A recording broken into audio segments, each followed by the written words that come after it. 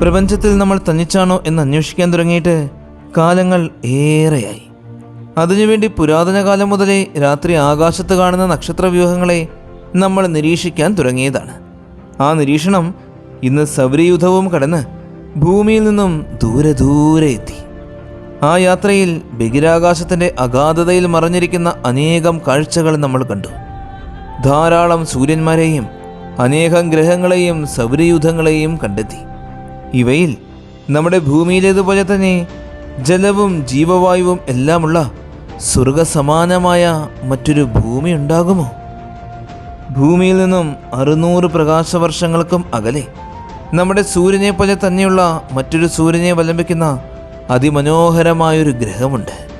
ഭാവിയിൽ മനുഷ്യൻ പോയി ജീവിക്കുവാൻ ഏറെ സാധ്യതകളുള്ള ഒരു ഗ്രഹം. നമ്മുടെ ഭൂമിയെ പോലെ തന്നെയുള്ള മറ്റൊരു ഭൂമി, കെപ്ലർ 22b.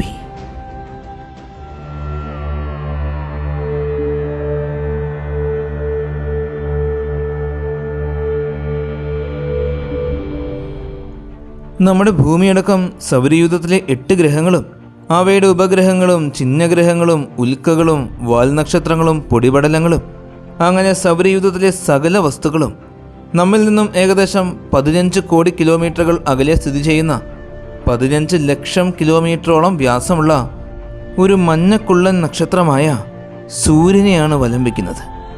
എന്നാൽ ആ യാഥാർത്ഥ്യം ലോകം അംഗീകരിക്കുവാൻ ഒരുപാട് സമയമെടുത്തു.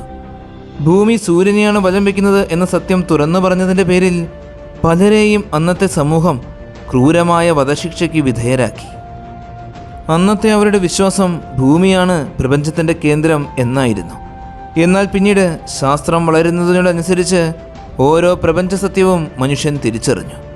സൂര്യൻ ഭൂമിയല്ല, ഭൂമിയും മറ്റു ഗ്രഹങ്ങളും സൗരയൂഥത്തിലെ സകല വസ്തുക്കളും സൂര്യനെയാണ് അവലംബിക്കുന്നത് എന്ന് മനസ്സിലായി. എന്നാൽ സൂര്യനും ഗ്രഹങ്ങളും മാത്രമായിരുന്നു പ്രപഞ്ചം എന്നാണ് അന്ന് അവൻ മനസ്സിലാക്കിയിരുന്നത്. പ്രപഞ്ചത്തെക്കുറിച്ച് അറിയുന്നതിനുള്ള മനുഷ്യൻ്റെ ജിജ്ഞാസ അവനെ സൗരയൂഥത്തിൻ്റെ പുറത്തേക്ക് നോക്കാൻ പ്രേരിപ്പിച്ചു. അങ്ങനെ നമുക്ക് മനസ്സിലായി, സൂര്യനെപ്പോലെയും സൂര്യനേക്കാൾ ചെറുതും വലുതുമായ 40,000 കോടിയോളം നക്ഷത്രങ്ങളും അതിൻ്റെ 10 മടങ്ങിരട്ടി ഗ്രഹങ്ങളും മറ്റു ബഹിരാകാശ വസ്തുക്കളും എല്ലാം നിറഞ്ഞ മിൽക്കി വേ എന്ന ഗാലക്സിയിലെ വളരെ ചെറിയൊരു ഭാഗം മാത്രമാണ് നമ്മുടെ സൗരയൂഥമെന്ന്. മാത്രമല്ല, ഈ ദൃശ്യപ്രപഞ്ചത്തിൽ ഇതുപോലെ ഏകദേശം 2 ട്രില്യണിലും കൂടുതൽ ഗാലക്സികൾ ഉണ്ട് എന്നും മനസ്സിലായി.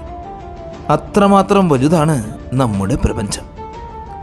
വിശാലമായ ഈ പ്രപഞ്ചത്തിൽ നമ്മൾ ഒറ്റയ്ക്കാണോ? ട്രില്യൺ കണക്കിന് ഗാലക്സികളുള്ള ഈ പ്രപഞ്ചത്തിൽ ഭൂമിയിൽ മാത്രമാണോ ജീവനുള്ളത്? ഒരിക്കലുമല്ല.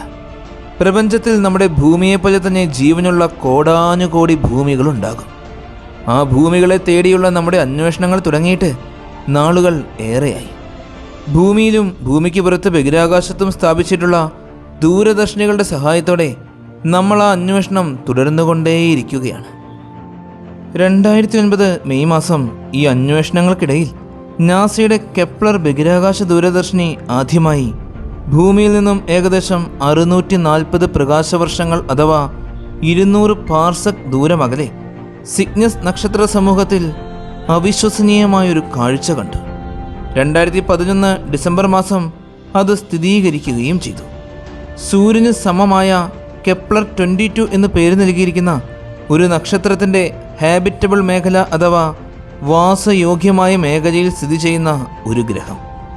സൂര്യന് സമാനമായൊരു നക്ഷത്രത്തിൻ്റെ വാസയോഗ്യമായ മേഖലയ്ക്കുള്ളിലൂടെ പരിക്രമണം ചെയ്യുന്ന ആദ്യത്തെ അറിയപ്പെടുന്ന ഗ്രഹമാണിത്, കെപ്ലർ 22b.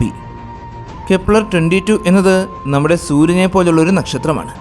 സിഗ്നസ് രാശിയിൽ സ്ഥിതി ചെയ്യുന്ന G ടൈപ്പ് നക്ഷത്രം. G5v എന്ന സ്പെക്ട്രൽ ക്ലാസ്സിലാണ് ഈ നക്ഷത്രത്തെ ഉൾപ്പെടുത്തിയിരിക്കുന്നത്. സൂര്യൻ്റെ അതേ തരത്തിലുള്ള റേഡിയേഷനും എനർജിയും ഇതിനുണ്ട്.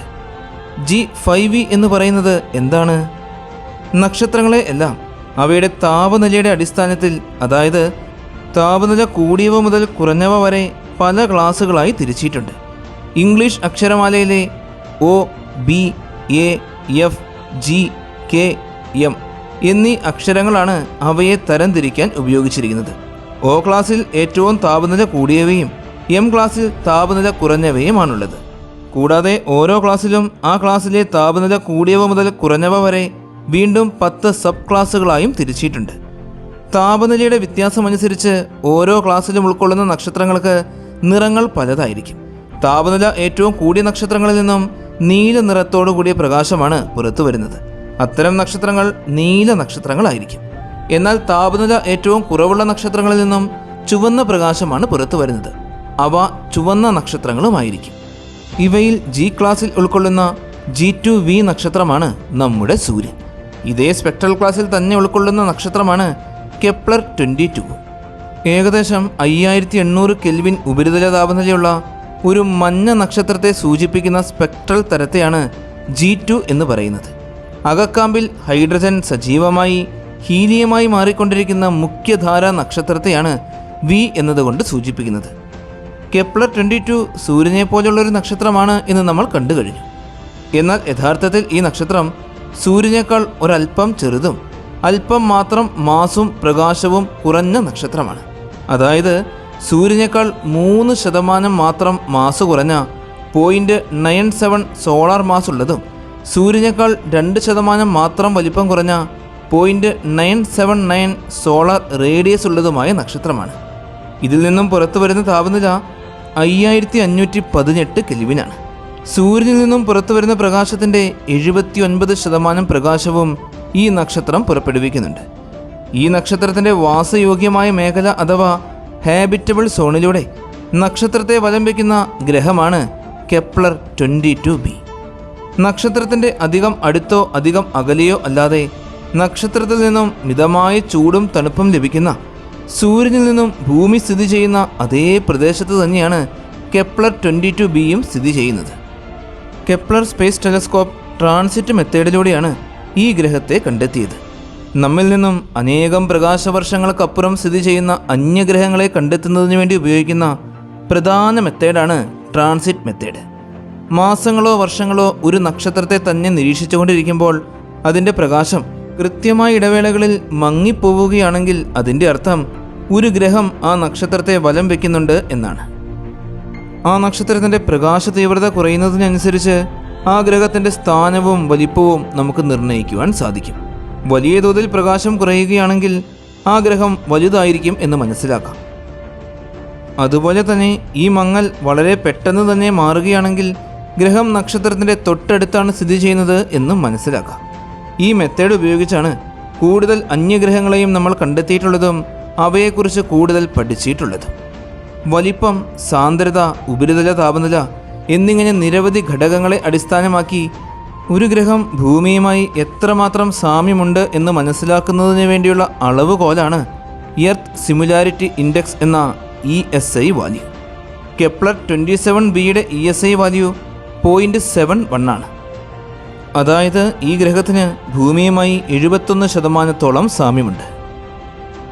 കെപ്ലർ 22b എന്ന ഗ്രഹം അതിൻ്റെ നക്ഷത്രത്തിൽ നിന്നും ഭൂമി സൂര്യനിൽ നിന്നും സ്ഥിതി ചെയ്യുന്ന ദൂരത്തിൻ്റെ 15% സമീപത്തുകൂടെയാണ് നക്ഷത്രത്തെ പരിക്രമണം ചെയ്യുന്നത്. സൂര്യനിൽ നിന്നും പുറപ്പെടുന്ന പ്രകാശത്തിൻ്റെ 79% പ്രകാശം പുറപ്പെടുവിക്കുന്ന കെപ്ലർ 22 എന്ന നക്ഷത്രത്തിൽ നിന്നും ഇതേ ദൂരത്തിലൂടെ പരിക്രമണം ചെയ്താലും സൂര്യനിൽ നിന്നും ഭൂമിക്ക് ലഭിക്കുന്ന താപനില തന്നെയാണ് കെപ്ലർ 22b എന്ന ഗ്രഹത്തിനും നക്ഷത്രത്തിൽ നിന്നും ലഭിക്കുന്നത്. നമ്മുടെ ഭൂമിയുമായി താരതമ്യപ്പെടുത്തുമ്പോൾ ഈ ഗ്രഹം ഒരു സൂപ്പർ എർത്ത് ഗ്രഹമാണ്.